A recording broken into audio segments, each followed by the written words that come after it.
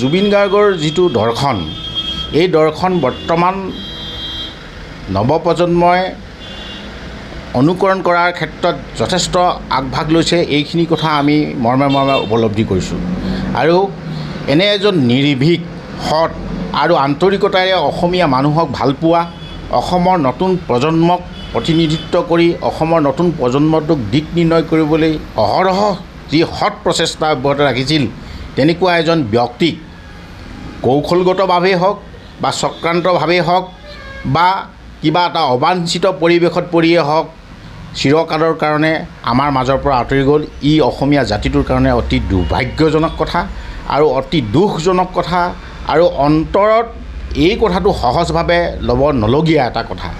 আজি আমি দেখিছোঁ জুবিন গাৰ্গ মৃত্যু হোৱাৰ পিছত অসমত এনে এজন ব্যক্তি নাই যি ব্যক্তিৰ অন্তৰত হুকে খুন্দা মাৰি ধৰা নাই।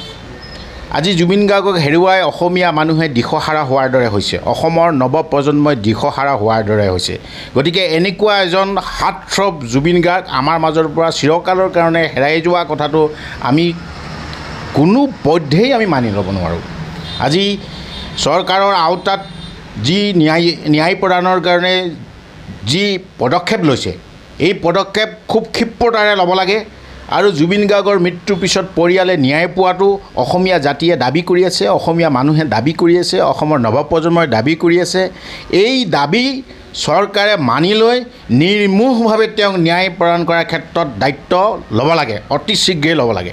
কাৰণ জুবিন গাৰ্গ মৃত্যুটো সৰ্বত্ৰে ৰাজনীতি কৰাৰ যি প্ৰক্ৰিয়া আৰম্ভ হৈছে, এই প্ৰক্ৰিয়াৰ পৰা আঁতৰি থাকিবৰ কাৰণে অসমীয়া মানুহৰ হৈ মই দাবী জনাইছোঁ। আৰু জুবিন গাৰ্গক আমাক ন্যায় প্ৰদান কৰিব লাগে অতি শীঘ্ৰেই। এইটো বাৰম্বাৰ আমি প্ৰতিটো মুহূৰ্ততে আমি কৈ আহিছোঁ। জুবিন দাৰ সমাধি ক্ষেত্ৰলৈ যোৱাৰ বাবে SOP জাৰি কৰিছে, তাৰ সন্দৰ্ভত কি ক'ব?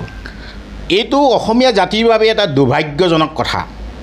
যিজন জুবিন গাৰ্গক আৱেগবিহ্বল হৈ অসমীয়া মানুহে ভাল পায়, আজি এই আৱেগবিহ্বল হৈ ভালপোৱা মানুহজনৰ সমাধি ক্ষেত্ৰলৈ যোৱাটোত চৰকাৰে SOP বান্ধি দিয়া কথাটোৰ কাৰণেই আজি অসমীয়া জাতিটোৰ কাৰণে এটা দুৰ্ভাগ্যজনক কথা।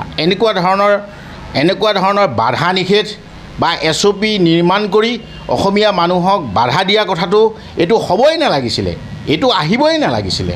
আজি কি কাৰণত, কি চক্ৰান্তৰে আজি চৰকাৰখনে এই কাম কৰিবৰ কাৰণে আগবাঢ়িছে, এই কথাবোৰ সৰ্বসাধাৰণ মানুহে প্ৰত্যেকে মৰ্মে মৰ্মে উপলব্ধি কৰিবলৈ ইতিমধ্যে সক্ষম হৈছে। গতিকে আগন্তুক সময়ত